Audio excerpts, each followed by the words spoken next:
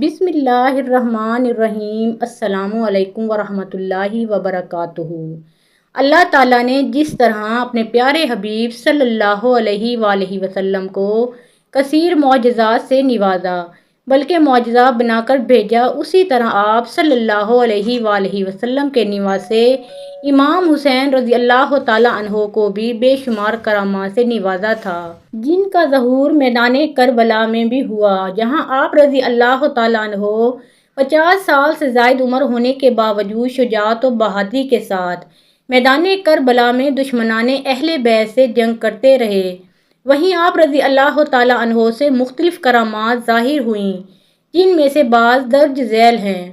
جب امام عالی مقام حضرت امام حسین رضی اللہ تعالیٰ عنہ مسلمانوں کے درمیان خطبہ ارشاد فرما رہے تھے تو خیموں کی حفاظت کے لیے خندق میں لگائی گئی آگ کو دیکھ کر ایک بدزبان یزیدی مالک بن عروہ گھوڑا دوڑاتا ہوا سامنے آیا اور کہنے لگا، اے حسین، تم نے وہاں کی آگ سے پہلے یہیں آگ لگا لی ہے۔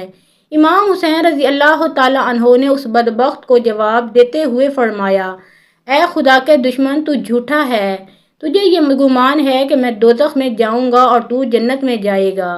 مسلمانوں کی صف میں سے حضرت مسلم بن اوسجا رضی اللہ تعالیٰ عنہ کو مالک بن عروہ کے یہ کلمات بہت ناپسند لگے، تو انہوں نے امام عالی مقام حضرت امام حسین رضی اللہ تعالیٰ عنہ سے اس بدزبان کے منہ پر تیر مارنے کی اجازت طلب کی۔ امام حسین رضی اللہ تعالیٰ عنہ نے انہیں یہ کہہ کر خاموش کروا دیا کہ میری طرف سے جنگ کی ابتدا نہیں کی جائے گی۔ یہ کہہ کر آپ رضی اللہ تعالیٰ عنہ نے بارگاہ الہی میں اپنے دستے مبارک پھیلائے اور عرض کیا کہ یا رب، عذاب نار سے قبل اس دنیا میں آتش عذاب میں مبتلا فرما۔ آپ رضی اللہ تعالیٰ عنہ کا یہ کہنا تھا کہ اس بدبخت کے گھوڑے کا پاؤں ایک سوراخ میں گیا، جس کی وجہ سے وہ گھوڑے سے گر گیا اور اس کا پاؤں رکاب میں الجھ گیا۔ پھر گھوڑا اسے لے کر بھاگا اور آگ کے خندق میں ڈال دیا۔ اس پر امام حسین رضی اللہ تعالیٰ عنہ نے سجدہ شکر ادا کیا اور اللہ تبارک و تعالیٰ کی حمد و ثنا بیان کرتے ہوئے بلند آواز سے، جسے دونوں لشکر سن سکیں، دعا فرمائی، اے اللہ، ہم تیرے حبیب محمد مصطفیٰ صلی اللہ علیہ وآلہ وسلم کے گھر والے اور اولاد ہیں، ہم پر ظلم کرنے والوں کے ساتھ انصاف فرما۔ اسی دوران دشمنوں کی صف سے ابن اشت نامی شخص نے کہا کہ آپ کو پیغمبر اسلام صلی اللہ علیہ وآلہ وسلم سے کیا نسبت؟ اس کی اس بے ادبی کی وجہ سے امام حسین رضی اللہ تعالیٰ عنہ کو کافی تکلیف پہنچی اور وہ بارگاہ الہی میں عرض گزار ہوئے، اے اللہ، ابن اشس نے میرے نسب پر جرح کی ہے اور یہ میرے تیرے پیارے حبیب محمد مصطفیٰ صلی اللہ علیہ وآلہ وسلم کا بیٹا تسلیم نہیں کرتا۔ اے اللہ، اس بد زبان کو فوری عذاب میں گرفتار فرما۔ جس کے بعد اس بے ادب کو قضائے حاجت کی ضرورت پیش آئی۔ وہ گھوڑے سے اتر کر ایک طرف بھاگا اور کسی جگہ قضائے حاجت کے لیے برہنہ ہوا تو ایک سیاہ بچھو نے ڈنگ مارا تو نجاست آلود تڑپتا پھرتا تھا۔ اس رسوائی کے ساتھ پورے لشکر کے سامنے اس ناپاک کی جان نکلی۔ حضرت امام حسین رضی اللہ تعالیٰ عنہ کی کرامات اور آپ کا مستجاب الدعوات ہونے کو دیکھ کر بھی ان بے باک اور سخت دلوں کو غیرت نہ آئی اور ایک مغرور شخص حضرت امام حسین رضی اللہ تعالیٰ عنہ کے سامنے آ کر کہنے لگا کہ اے حسین، دیکھو تو دریائے فرات کیسے موجیں مار رہا ہے، مگر خدا کی قسم تم اس کا ایک قطرہ بھی نہ پی سکو گے، حتیٰ کہ تم پیاسے ہلاک ہو جاؤ گے۔ حضرت امام حسین رضی اللہ تعالیٰ عنہ اس مغرور شخص کی باتیں سن کر اس کے حق میں فرمایا، یا رب، اس کو پیاسا مار۔ حضرت امام حسین رضی اللہ تعالیٰ عنہ کا دعا مانگنا ہی تھا کہ اس مغرور شخص کا گھوڑا اسے گرا کر بھاگنے لگا، جس کو پکڑنے کے لیے اس شخص نے دوڑ لگائی، جس کے سبب اس پر پیاس کا غلبہ ہوا اور وہ العطش العطش کہنے لگا۔ اس کے ساتھیوں نے اسے پانی پلانا چاہا، لیکن ایک قطرہ بھی اس کے حلق سے نیچے نہیں اترا اور وہ مغرور شخص اسی شدت پیاس میں واصل جہنم ہوا۔ حضرت امام حسین رضی اللہ تعالیٰ عنہ سے کرامات کا ظاہر ہونا اس بات کی طرف اشارہ تھا کہ حضرت امام حسین رضی اللہ تعالیٰ عنہ کی کرامات آپ کی شان و عظمت پر گواہ ہیں۔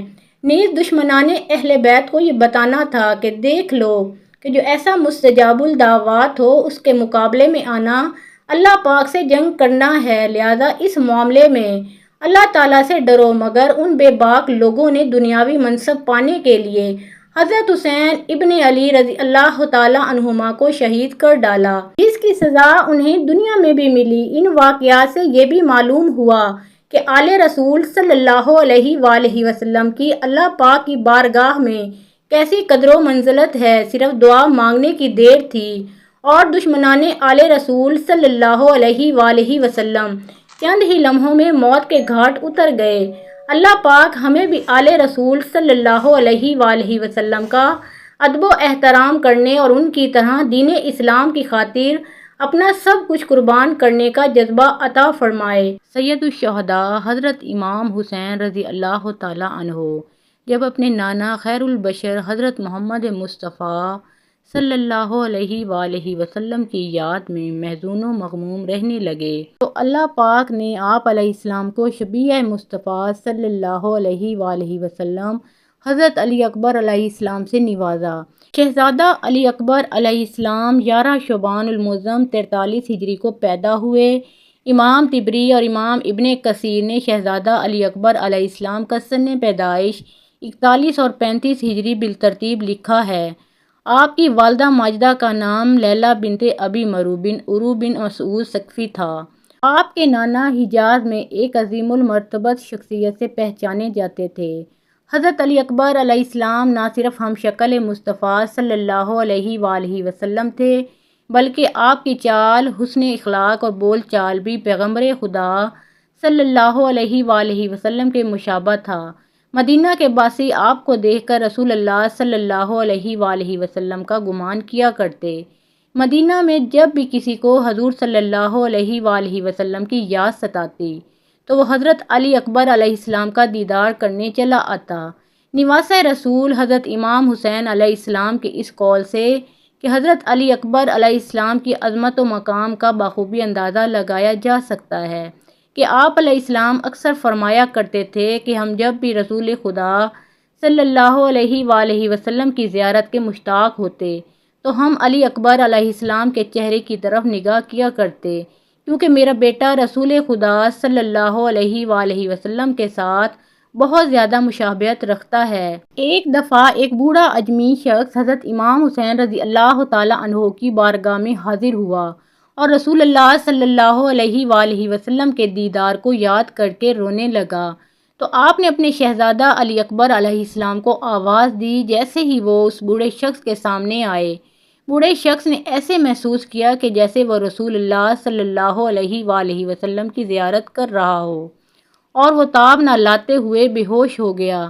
بہادری تو آپ علیہ السلام کے پاک خون میں شامل تھی ہی، اور آپ علیہ السلام کی پرورش حسنین کریمین کے سایہ شفقت میں ہوئی۔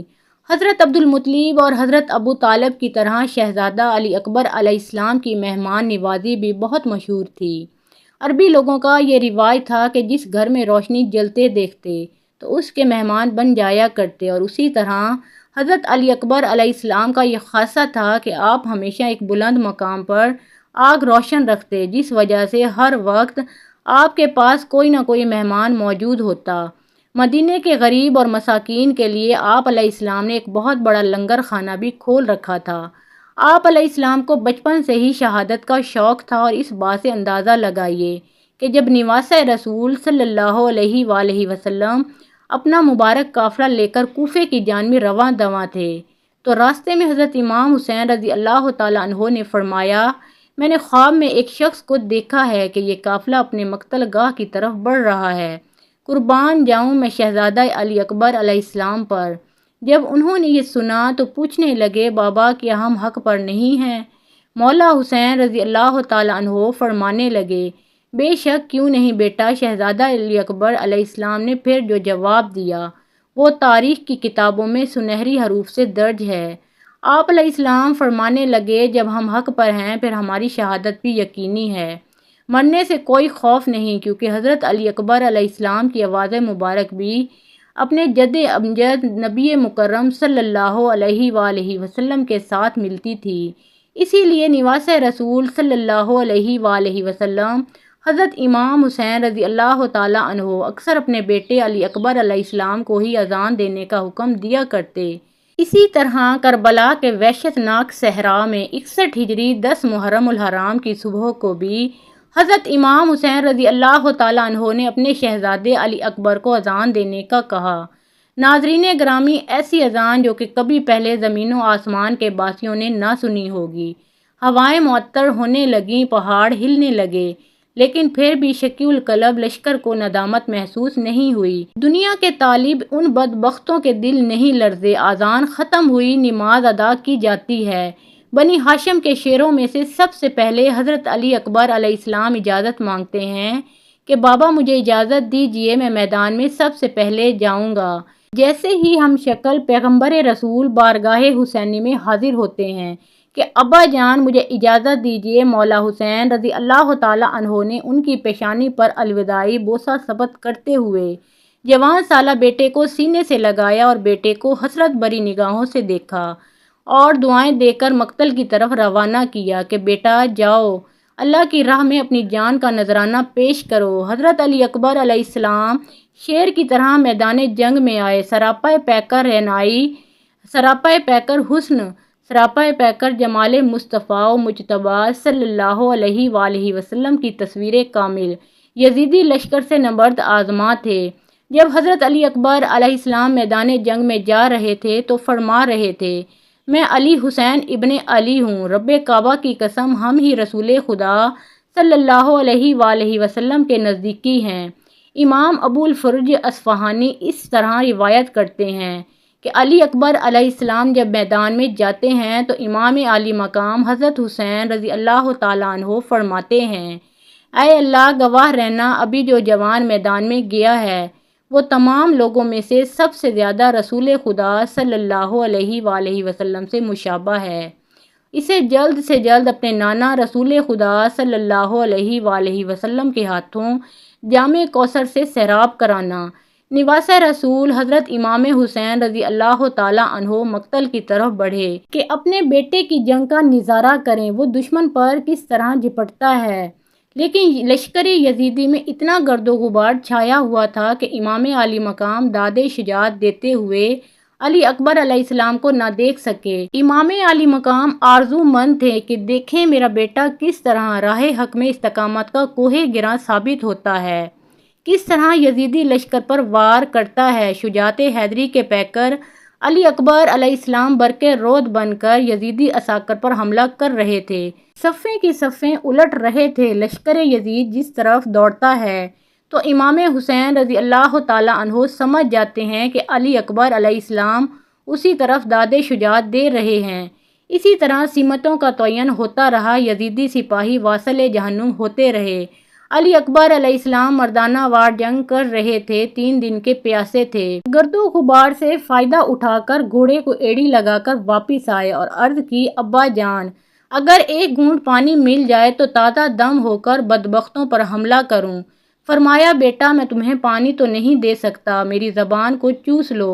حضرت امام حسین رضی اللہ تعالیٰ عنہ کی اپنی زبان خشک ہے۔ امام عالی مقام نے اپنی زبان مبارک حضرت علی اکبر علیہ السلام کے منہ میں ڈال دی کہ بیٹا اسی طرح نانا جان اپنی زبان میرے منہ میں ڈالا کرتے تھے، شاید وہ میرے منہ میں اپنی زبان آج کے دن کے لیے ہی ڈالتے تھے۔ حضرت علی اکبر علیہ السلام نے اپنے بابا کی سوکھی ہوئی زبان چوسی، ایک نیا حوصلہ اور ولولہ ملا، پلٹ کر پھر لشکر یزید پر حملہ کیا اور بہت سے دشمنوں کو جہنم واصل کیا۔ اچانک لڑتے لڑتے آواز دی، ابا جان مجھے تھام لیجئے۔ حضرت امام حسین رضی اللہ تعالیٰ عنہ سمجھ گئے کہ جوان سالہ بیٹے کی شہادت کی گھڑی آ گئی۔ دوڑ کر حضرت علی اکبر علیہ السلام کی طرف آئے، قریب ہو کر دیکھا تو ہم شکل پیغمبر حضرت علی اکبر علیہ السلام زمین پر تھے۔ لشکر یزید کے کسی بدبخت سپاہی کی برچی حضرت علی اکبر علیہ السلام کے سینے میں پیوست ہو چکی تھی۔ یزیدی لشکر جیت کے نعرے بلند کرتے ہوئے واپس لوٹ گئے۔ حضرت امام حسین رضی اللہ تعالیٰ عنہ زمین پر بیٹھ گئے اور اپنے زخمی بیٹے کا بوسہ لیا۔ جسم زخموں سے چور ہے، کوئی جگہ نہیں جہاں تلوار کا نشان نہ ہو۔ حضرت علی اکبر علیہ السلام نے کہا، ابا جان اگر یہ برچی میرے سینے سے نکال دیں تو میں پھر دشمنوں پر حملہ کروں۔ امام علی مقام نے ایک دفعہ بیٹے کے سینے میں لگی برچی کو دیکھا اور ایک دفعہ آسمان کی طرف نظریں اٹھائی کہ جیسے کہہ رہے ہوں کہ یہ کام تو بیٹے پر چھری چلانے سے بھی زیادہ مشکل ہے، لیکن تاریخ گواہ ہے کہ حضرت امام علی مقام نے اپنے بیٹے شبیہ مصطفیٰ صلی اللہ علیہ وآلہ وسلم شہزادہ علی اکبر علیہ السلام کے سینے سے جب برچھی نکالی تو خون کا فوارہ آپ کے چہرہ اطہر پر پڑا۔ ادھر شہزادے نے آخری آہ بھری اور روح قفس انصری سے پرواز کر گئی۔ راوی لکھتے ہیں کہ 10 محرم کے دن حضرت امام حسین رضی اللہ تعالیٰ عنہ کی عمر مبارک 56 سال 5 ماہ اور 5 دن تھی، تو کوئی بھی بال سر مبارک پر اور داڑھی مبارک کا سفید نہ تھا، لیکن جب جوان بیٹے حضرت علی اکبر علیہ السلام کا جسد مبارک بازوؤں میں سمیٹا تو سر انور اور ریش مبارک کے سارے بال سفید ہو گئے۔ جوان بیٹے کی شہادت نے باپ کو غم سے نڈھال کر دیا تھا۔ امام ابن عساکر نے سیدنا حضرت امام حسین رضی اللہ تعالیٰ عنہ سے روایت کی ہے کہ حضور صلی اللہ علیہ وآلہ وسلم نے ارشاد فرمایا، گویا کہ میں ایک سفید داغوں والے کتے کو دیکھ رہا ہوں جو میرے اہل بیت کے خون سے منہ مار رہا ہے۔ اسی طرح محمد بن عمرو سے روایت ہے کہ ہم سیدنا حسین رضی اللہ تعالیٰ عنہ کے ساتھ کربلا میں موجود تھے کہ جب شمر کا سینہ ننگا ہوا تو نواس رسول صلی اللہ علیہ وآلہ وسلم فرمانے لگے۔ رسول اللہ صلی اللہ علیہ وآلہ وسلم نے فرمایا تھا کہ گویا میں اس سفید داغوں والے کتے کی طرف دیکھ رہا ہوں جو میرے اہل بیت کے خون میں منہ مار رہا ہے، اور شمر برس کے داغوں والا تھا۔ اب ناظرین گرامی، آپ خود فیصلہ کریں کہ کیا لشکر یزیدی میں شامل کسی بھی شخص کو انسان کہا جا سکتا ہے؟ اللہ اکبر! کیسے کیسے ظلم ہوئے ہیں کربلا میں۔ لاکھوں سلام ہو جناب حضرت علی اکبر علیہ السلام پر، کروڑوں درود و سلام حضور صلی اللہ علیہ وآلہ وسلم اور ان کی پاک آل پر۔ اللہ پاک مجھے اور آپ کو رسول پاک صلی اللہ علیہ وآلہ وسلم اور ان کی آل پاک سے بے شمار محبت عطا فرمائے۔ کمنٹ سیکشن میں آمین ضرور لکھیے گا۔ اللہ آپ سب کا حامی و ناصر ہو۔